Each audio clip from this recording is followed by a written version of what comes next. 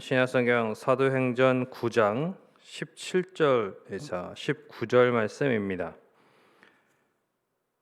사도행전 9장 17절에서 19절 말씀입니다. 신약성경 202페이지 사도행전 9장 17절에서 19절까지의 말씀을 제가 봉독해 드리겠습니다. 아나니아가 떠나 그 집에 들어가서 그에게 안수하여 이르되, 형제 사울아, 주 곧 내가 오는 길에서 나타나셨던 예수께서 나를 보내어 너로 다시 보게 하시고 성령으로 충만하게 하신다 하니, 즉시 사울의 눈에서 비늘 같은 것이 벗어져 다시 보게 된지라. 일어나 세례를 받고 음식을 먹음에 강건하여 지니라. 아멘. 사도 바울의 회심의 이야기는 신약 성경의 또한 교회 역사 가운데에도 참으로 중요한 획기적인 사건이라고 말씀을 드렸습니다. 이 부활하신 예수님을 다메섹을 향해서 이제 가는 광야길에서 만나게 되는데, 그때 당시에 태양보다 밝은 빛 가운데에서 이제 사울을 만나 주셨다고 성경에 기록되어 있습니다. 그 사건을 통해서 이제 사울의 인생이 완전히 바뀌는 거죠. 예수를 그래서 박해하던 자가 예수를 전하는 자로 바뀌게 됩니다. 그러나 그렇게 될 수 있도록 여러 사람들의 또 도움이 필요했었고, 사울 혼자서 그렇게 위대한 사도 바울이 될 수 없었다는 것은 몇 번에 걸쳐서 말씀을 드린 적이 있습니다. 그 중에 이제 한 사람이 오늘 본문에 등장하는 아나니아라고 하는 제자입니다. 그가 이제 다메섹에 있었던 주님의 제자로 기록되어 있는데, 그런 그리스도인들을 잡아가려고 온 사람이 바로 이제 사울이죠. 그런데 그런 그를 향해서 주님께서 가라, 사울을 향해 가라, 이렇게 하십니다. 사울이라는 이름만 들어도 몹시 긴장되고 그리고 치를 떨게 되는 그런 두려운 존재. 그가 아무리 기도하는 중에 있다고 하지만은 그러한 말이 귀에 들어오지 않는 것입니다. 13절과 14절에 보면 아나니아가 주님께 드린 말이 있는데, 이 말 자체는 결국은 이제 사울에게 갈 수 없다, 지금 이의를 제기하는 것입니다. 그래서 그의 마음을 표현한 것인데, 그러나 주님께서는 가라, 이렇게 또 말씀하십니다. 가라. 15절에. 그래서 사울을 향한 뜻이 있으니까 가라는 거죠. 그렇게 이제 명을 하셨어요. 바로 17절에 보니까 이제 이 아나니아가 떠나서 사울에게 갔다고 기록되어 있고, 그리고 이제 사울을 보면서 바로 한 말이 오늘 우리가 읽은 말씀입니다. 보자마자 뭐라고 그랬냐면, 형제 사울아, 이렇게 말합니다. 형제 사울아.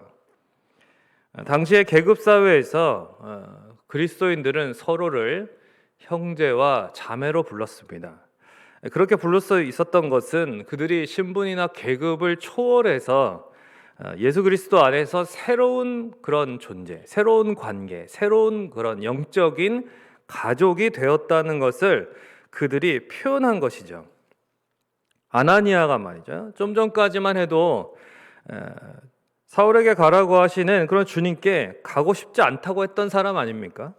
그런데 어떻게 사울을 보자마자 형제여, 이렇게 형제 사울아, 이렇게 말을 할 수 있냐는 거죠. 이게 어떻게 이런 말이 갑자기 입에서 그렇게 쉽게 나오냐는 것입니다. 마지못해 할 수도 있어요. 우리가 이제 처음 보는 분이 교회에서 이렇게 이제 왔을 때 당연히 그 새 신자를 맡은 그런 새가족반, 그런 새가족부의 그런 섬기는 분들은 이제 입구에서 옷을 잘 차려입고 또 그렇게 웃으면서 서로 또 그렇게 준비도 합니다. 그래서 오시면은 누구누구 성도님 보통 이렇게 하고, 아니면 이제 어떤 교회에서는 바로 그냥 오시자마자 누구누구 자매님, 누구누구 형제님, 이렇게 다 그렇게 얼마든지 할 수 있습니다. 그러나 진심으로 막 우러나와서 정말 친형제처럼, 진자매처럼 그렇게 말을 하는 사람들은 없습니다. 처음부터 그게 되는 것이 아니에요. 그냥 마지못해서 또는 자기가 맡은 일이 있어서 할 수도 있는 것입니다.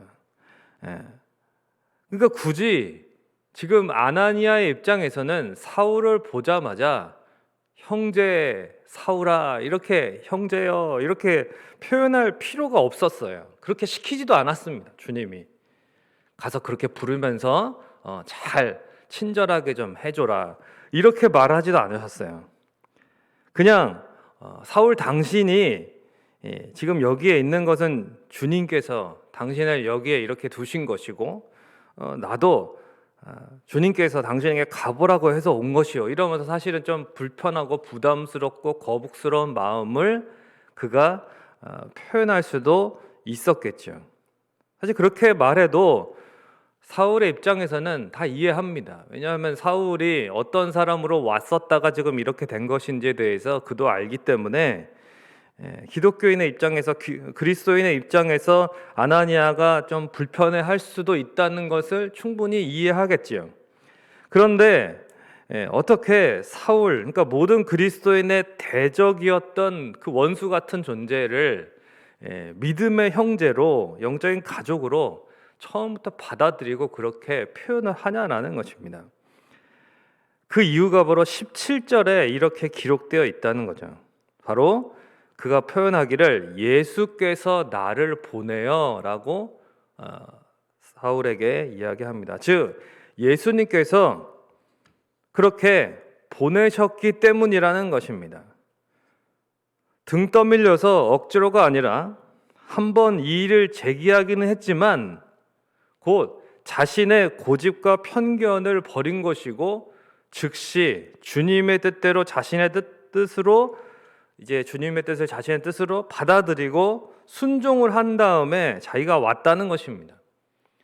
사울이 어떻게 그 집에 그러고 있게 되었는지 모든 자초지정이 다 이해되지 않았어요. 주님께서 충분히 이러저러 해서 이렇게 된 거잖아, 그러니까 이러면서 상세히 설명시켜 주시거나 납득시켜 주시지 않았잖아요. 그렇지만 예수님이 내 인생의 주인이시고 그분의 사랑과 선하신 뜻을 확신하는 그러한 가운데 아나니아가 있었기 때문에 주님의 뜻과 다른 어떤 자신의 뜻을 자기가 비우고 그 자리에서 바로, 물론 처음에부터 완전히 합치되지는 않았지만 자기가 이 일을 제기했지만 주님이 그래도 그 뜻을 어쨌든 원하신다는 것을 알았을 때에 자기 뜻을 비우고 자기를 비우고 자신의 마음과 생각에 주님의 뜻으로 채운 것입니다. 그리할 때에 사울을 향한 주님의 사랑이 그의 심령에도 가득 차게 되면서 성령께서 그런 마음을 주시면서 그래서 그를 보자마자 오 형제 사울아 이렇게 말하게 되었다는 것이죠. 부활하신 예수님께서 베드로를 갈릴리 바닷가에서 만나셔서 이렇게 물으십니다. 너가 나를 사랑하느냐? 내 양을 먹이라. 주님이 3번이나 그렇게 말씀하셨습니다. 앞으로 수많은 인생들을 만나게 될 것이죠. 베드로가 또는 베드로가 아끼는 사람들, 그 사랑하는 사람들을까지 미워하고 공격하고 그리고 심지어 죽이려고 하는 박해자들까지도 만나게 될 것입니다. 그러나 그들에게도 주님의 복음을 들고 가라시면 가야 하는데 어떻게 원수 같은 그들에게 갈 수 있겠는가라는 거죠. 그것은 바로 예수님을 사랑하는 마음이 있으면 되는 것입니다. 자신의 모든 것을 내어주신 예수님을 베드로도 사랑하는 마음이 없이는 결코 주님이 가라시는 저들에게 갈 수 없는 것입니다. 그래서 주님은 너 나를 사랑하느냐? 라고 먼저 물으신 것입니다. 주님을 사랑하는 그 마음이 없이는 앞으로 그 어떠한 사명도 감당할 수 없기 때문에 저도 사역을 하면서 수많은 사람들을 만나게 되는 것을 떠올리게 되었습니다. 전에 교회에서는 심지어 교회를 흔들고 무너뜨리려고 하는 그런 세력들에 맞서서 제 사명을 감당했을 뿐인데 앞잡이라는 욕까지 들어봤습니다. 그러나 주님은 그 사람에게도 선대하면서 용서하라고 하시더라고요. 인간적인 마음으로는 도저히 안 되는 거지만은 그러나 예수님 때문에 가능했습니다. 나를 사랑하느냐? 주님이 그때도 물으시더라고요. 내가 사랑하는 예수님이 원하는 일이니까. 날 위해서 모든 것을 내어주신 참 사랑을 주신 주님, 그 주님을 사랑하는 마음으로 수많은 사람들을 대하면 모든 것이 가능했습니다. 물론 때로는 견디기 힘들 때도 있죠. 그러나 그때마다 나를 사랑하느냐라고 물으시는 주님을 묵상합니다. 우리는 때론 반문합니다. 왜 그 사람이어야 하는지, 왜 그 사람과 함께 일을 해야 되는지, 왜 그 사람과 더불어서 내가 살아가야 되는지, 왜 하필 저 사람이냐고, 왜 그 사람이 내 주위에 있습니까? 답은 뭐예요? 주님이 그 사람을 내 곁에 두신 거예요. 답은 그냥 그거예요. 우리는 자꾸 그걸 왜요라고 따집니다. 왜 주님? 왜 저 사람이죠? 왜 저 사람이? 주님이 답이에요. 주님이 그 사람을 우리 곁에 두셨습니다. 아나니아는 그 답을 받아들인 거예요. 주님의 지혜롭고 선하신 뜻이 계신 것입니다. 지금은 일일이 다 이해되지 않아도 주님께서 원하신다면은 주님을 사랑하기에, 주님을 신뢰하기에 그 사람에게도 손을 내밀고 긍휼과 사랑을 베푸는 것입니다. 말씀을 맺겠습니다. 아나니아가 사울의 형제라고 부를 때에 사용한 이 헬라어 단어는 여자의 자궁을 가리키는 그 단어에서 유래되었습니다. 즉, 같은 어머니의 자궁에서 태어난 친형제와 같이 아나니아가 그리스도인들을 잡아 죽이는 그 박해자 사울을 친형제로서 진심으로 받아들이고 대했다는 것입니다.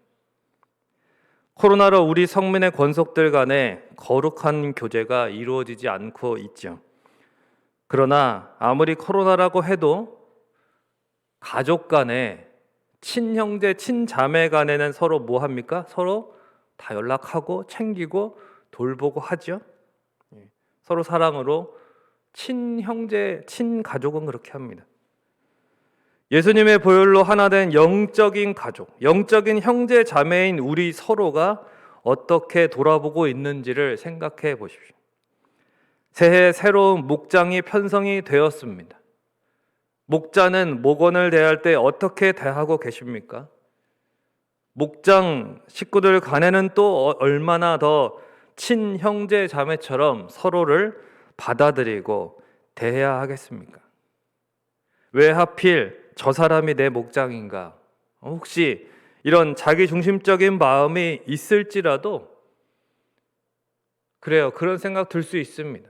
그러나 주님이 그렇게 하셨습니다. 그러면 아나니아처럼 자기 생각을 즉시 비우고 버리고 주님의 뜻을 우리 마음에 품어야 될 줄로 믿습니다. 그를 사랑하시는 주님의 그 마음을 품어야 되는 거죠. 또한 주님을 사랑하는 내 마음에 그러한 주님을 사랑하는 마음으로 주님이 맺어주신 같은 목장 식구, 같은 또한 성민의 권속을 대하고 돌아봐야 할 것입니다. 오늘은 복된 주일입니다. 주일은 우리를 구원하신 예수님의 십자가의 죽으심과 부활을 기념하고 감사하면서 예배하는 날입니다. 또한 영적인 가족으로서 거룩한 교제가 함께 이루어져야 하는 날이지 예배만 드린다고 되는 날이 아닙니다. 비록 코로나로 모이지 못하고 있는 가운데 있지만은 형제 자매인 성도 간에 살피고 돌아보며 안부도 묻고 사랑을 나누고 또 새해에는 어떠한 기도 제목이 있는지 서로 관심을 가지고 또 기도해주는 날이 되었으면 좋겠습니다. 비록 대면은 어렵지만 영적인 교제는 중단되지 않았으면 좋겠습니다. 같은 목장 식구들, 또 같은 전도 회원들, 같은 성민의 권속 간에 형제 자매로서 서로를 받아들이고 사랑으로 섬기는 아름다운 우리 성민교회가 되시기를 주님의 이름으로 간절히 축원을 드립니다.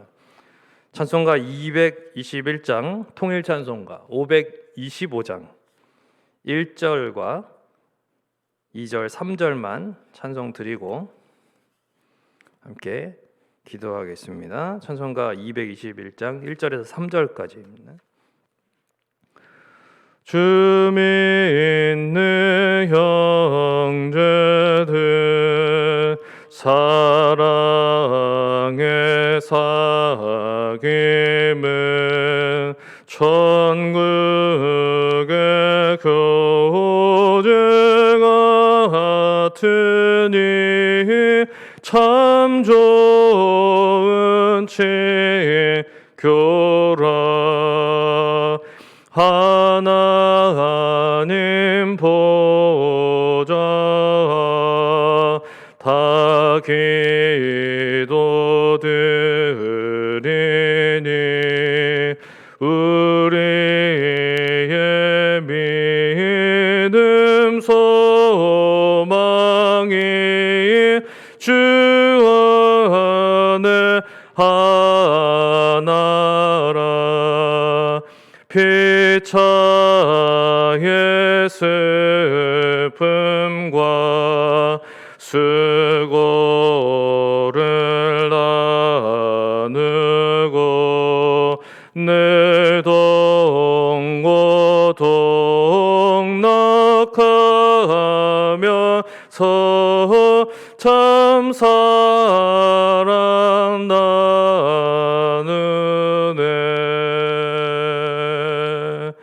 우리 시간 함께 또 말씀을 기억하면서 우리 주일의 의미가 무엇입니까? 주일의 의미는 주님의 십자가의 그 사랑, 또 부활의 복음의 능력을 우리가 감사하면서 예배하는 날이죠. 그렇다면 우리가 서로 주 안에서 하나 된 또한 성도들 간에, 또한 우리 목장 식구 간에, 또한 우리 같은 전도의 식구들, 또 우리 성민의 권속들, 우리 이웃에 또 같이 살고 있고, 또 내가 연락처를 알고 있고, 돌아봐야 되는 것이죠. 돌아봐요. 온라인으로 예배만 드리면 그게 끝이 아닙니다. 우리가 정말 이러한 코로나 시대에도 친형제 자매 간에는, 친가족 간에는 다 서로 연락하고 돌보고 관심 가지고 그렇게 하는 거죠. 우리가 정말 그리스도 예수 안에서 참된 형제로, 참된 가족으로 여기고 있습니까? 그렇다면 우리가 아나니아와 같이 주님께 즉시로 순종하고 주님이 원하시는 그런 사랑과 섬김으로 더욱 하나 되고 서로를 대했으면 좋겠습니다. 우리 주님의 그러한 마음으로 또 우리가 성도의 교제를 더욱 그 사랑을 나눔을 우리가 끊이지 않고 잘 감당할 수 있도록 해달라고, 또 오늘 복된 주일에 드려지는 귀한 예배 하나님 목사님을 통해서 귀한 말씀 허락하여 주시고, 또한 사모하는 심령마다 각 처소에서 성령으로 충만하게 하시고 은혜로 충만하게 하시고 회복의 역사가 일어나게 해달라고, 또한 하나님 이러한 어려운 시국들이 주님 어서 해결되고 하나님 또 현장에 모여서 예배드릴 수 있는 그날이 하루속히 오게 하여 주옵소서. 우리 통성으로 같이 기도하시겠습니다. 기도하겠습니다. 고마우신 아버지 하나님 감사합니다. 하나님 오늘도 주님 앞에 하나님 아버지 정말 이 말씀을 통해서 다시 한번 하나님 생각하고 또한 기도의 제목을 가지고 하나님 앞에 기도합니다.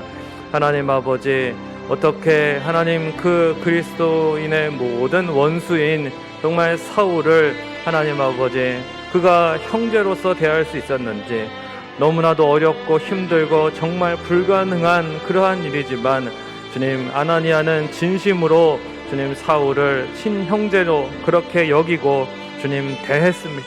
주님 우리의 마음속에 하나님 왜 저 사람인지, 왜 저 사람이 내 곁에 있는지, 왜 저 사람과 함께 일해야 되고 왜 저 사람과 함께 해야 되는지 때로는 그것이 이해가 되지 않고 그 그것이 하나님 아버지 우리의 마음속에서 너무나 거부감이 들고 힘들지만은 하나님 아버지 그러나 주님이 그렇게 하셨다면 주님께 순종해야 될 것이고 주님께 우리의 생각을 내려놓고 주님이 원하시는 그 뜻을 잘 감당하며 주님 아버지 주님을 사랑하는 마음으로 주님 이렇게 주님 앞에 순종하게 하여 주시옵소서. 주님 우리가 참으로 십자가의 그 사랑을 경험했다면 하나님 아버지 참으로 주님을 정말 사랑한다면 주님 우리가 그 어떠한 사람이라 할지라도 주님이 맡겨주신다면 주님이 또한 곁에 두시고 주님이 함께하게 하실 때에 하나님 거부하지 않고 하나님 아버지의 인간적인 마음이 아니라 정말 하나님 아버지 거룩한 주님의 마음으로 주님의 사랑으로 하나님 서로가 하나 되고 섬기고 우리 같은 목장이 이루고 또한 하나님 아버지 같은 전도회를 이루고 같은 하나님 성민의 권속을 이루고 함께 주님 친형제 친자매와 같이 그렇게 하나님 서로 돌아보고 사랑하고 하나가 되는 우리 성민의 권속들이 되게 하여 주시옵소서. 하나님 아버지 온라인으로 예배 드리는 것도 힘들어하는 하나님 아버지 그러한 성도들이 있습니다. 주님 믿음의 진보를 이루게 하시고 하나님 아버지 정체되고 하나님 아버지 제자리에 머무는 아니 침체되고 침륜에 거하는 믿음이 아니라 하나님 아버지 더욱더 독수리와 같이 주를 앙모하고 상승하는 발전하는 믿음 되게 해주시고 주님 새롭게 하여 주시옵소서.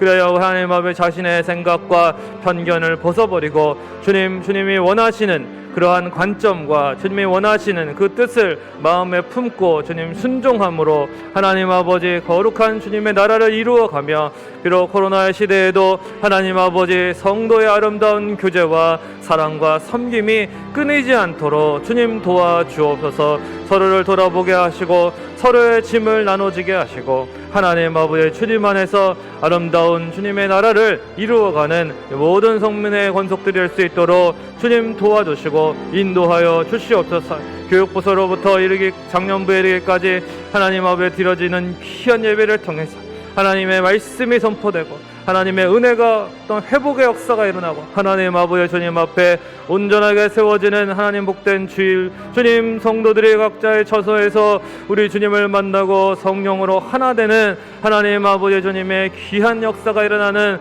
하나님 복된 주일 되게 하여 주옵소서. 주님 사모합니다. 주님 아버지 하나님 이날을 기다렸사오니 주님 복된 주일의 은혜가 하나님 각 가정마다 하나님 각 심령마다 주여 임하여 주시고 주님 역사하여 주시옵소서. 주님 잡아주시기를